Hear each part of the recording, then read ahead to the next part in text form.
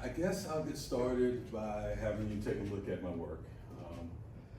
For the past few years, I've become known for the mixed media art that I do, where I incorporate sweetgrass basketry into the folk art that I create. That's been something that people have really gravitated to, and the symbolism that I put into my work is what kind of sets me apart. I know that my work is simplistic in certain ways, but there's deep layers there. You know, I leave the neck portion of most of my figures missing. You know, I do that because that showcases a disconnection that a lot of us have from our West African ancestors. That's something that we carry with us every day. I leave most of the faces featureless because in some aspects, sometimes we're only seen as our color, and we don't have that individuality. So I honor that through the featureless faces. But with this series, I decided to do something a little bit different because what are we doing? We're talking about beyond time and Afrofuturism. And you hear Afrofuturism, you think about, you know, in the future, or you know, what culture would be like going beyond. But what I did was I went back in time, beyond time. And what this series does, it's called High Society, because I wanted to take you back to a period of time where, if you think about emancipation, what if that did not need to exist?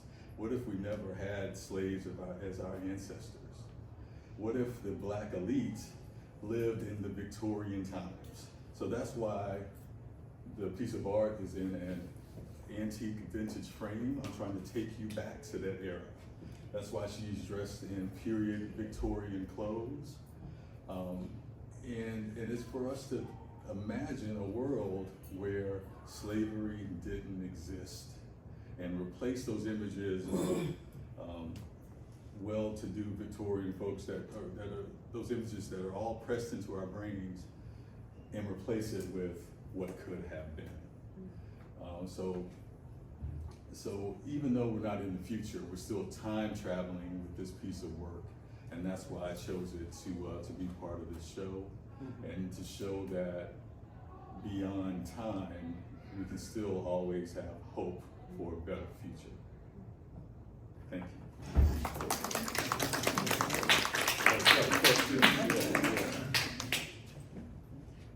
What's the media, the exact media that I'm looking at a few things? So I use acrylic on canvas. The background actually, you know, I prep it and paint it with acrylic, but it's supposed to mimic a mirror. You know, I want folks that view this art to see themselves reflected in it.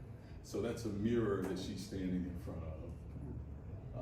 The mixed media aspect of it is she's holding a authentic Bella sweetgrass basket. You know, she's just using it as a fan. But it's a nod to showcase that what our ancestors really were doing at that time were creating these baskets, processing rice with these baskets, doing hard labor. So that's just a nod to remember, like, hey, we're thinking about a future that didn't have slavery, but you know what? slavery did exist. So that basket actually grounds that in place. Another question? Yeah, I noticed you use a lot of sweetgrass in your work, no matter what the series may be. Mm-hmm. What's has been the reception? Do you have sweetgrass and basketry or sewist in your ancestry lineage, or why did you pick it up? So very, very good question. It's a question I get a lot, actually. People ask me, are you colored? Or, did your aunts or your grandmother or whoever teach you how to do the baskets? And my story's a little bit different. I actually learned how to sew sweetgrass baskets as an adult. I was given the honor of being taught how to do sweetgrass baskets about 5 years ago by a master basket weaver that's not in my family. And I think she was able to let the craft go to someone who wasn't part of her family because she understood what I was doing with it. For 16 years, I was the manager of a place called the Chuma Gallery in Charleston. So I've been educating folks about Gullah history through that gallery, through the other artists we represented, like Jonathan Green and then several other folks. So she knew what I did for so long and knew that she was putting the craft in good hands because I had the intention of continuing to educate people about it, document it, and preserve it through my art by continuing to tell those stories. So even though I learned how to do them 5 years ago, about a year into that, I realized I was gonna need some help. So I work with 3 different basket families that do a lot of my baskets for me, and I'm very transparent about that because there's no way that I could keep up with it. I mean, it's a good problem to have, but the way that my work got popular, I needed some help. So I work with those 3 families. My work is now in the International African American Museum alongside brilliant basket makers, and also in the Gibbs Art Museum as well, where one of the most beautiful baskets I've ever seen by Mary Jackson is in there. So, so to have my work beside these beautiful weavers is I never could imagine. But to answer your question, no, my path was a little bit different. Okay. I'm fortunate to have one of your pieces hanging in my home. Yes. And people ask me that all the time. And I'll ask you and all the other artists here, if you can tell us, when you tell us where we can go see your work in person, not just the 1 or 2, because I know you have different styles. Absolutely. So where I started my art career really is at the Charleston City Market that has a history of the basket weavers there. If you've ever been, you know. So I have my gallery manager, Zachary, who runs that space for me. So Monday through Thursday, you can find my work there at the City Market. On Saturdays, I'm at the Charleston Farmers Market in Marion Square. And I named the 2 museums, the Gibbs Art Museum on Meeting Street and the I Am Museum. Our brand new, beautiful museum that just opened a year and a half ago. And the Miller Gallery is one other place you can find my work. And I'm not ready to disclose it now, but you might be ready to find my work in another space in the near future, but I can't speak on that. Great, thank you. Okay, anybody else? Well, if that's it.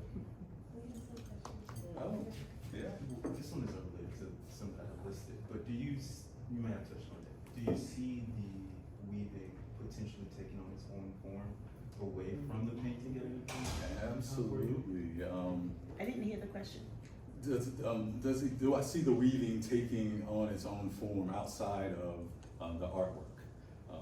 So for myself, possibly, but not necessarily. There's some really talented artists that are doing sweetgrass baskets that are like sculpture, you know, that are creative and organic and abstract in so many beautiful ways. So with me, you know, learning how to do this at 40 years old, you know, next to folks that have been doing this since they were 5 years old, it'll take me a long time to get to that sort of level with the craft. So I think I'll continue working more towards perfecting the painting that I do and telling bigger stories. You know, I'm working on a series right now that talks about rice, and the baskets were used to process rice. So I'm continuing to do stories that connect back to sweetgrass, but going in a more visual way. But great question. And outside of that, what are some of the main things that you're focusing on in your career? So moving forward, you know, I don't want to get boxed into only being the person who puts sweetgrass in their work. So moving forward, I'm going to be working on sculpture with found objects.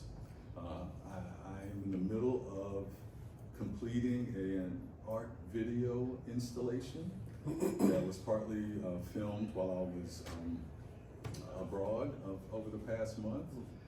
In the rice fields of Southeast Asia and Indonesia, talking about how rice culture there, how it parallels to rice culture here in the Low Country, the differences and the similarities.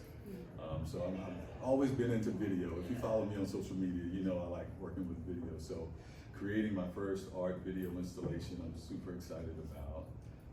Inspired by folks like Taekwon Morton, who's part of this show. And I really have always been passionate about opening up spaces for others to gather. So I'm looking into having a space at some point.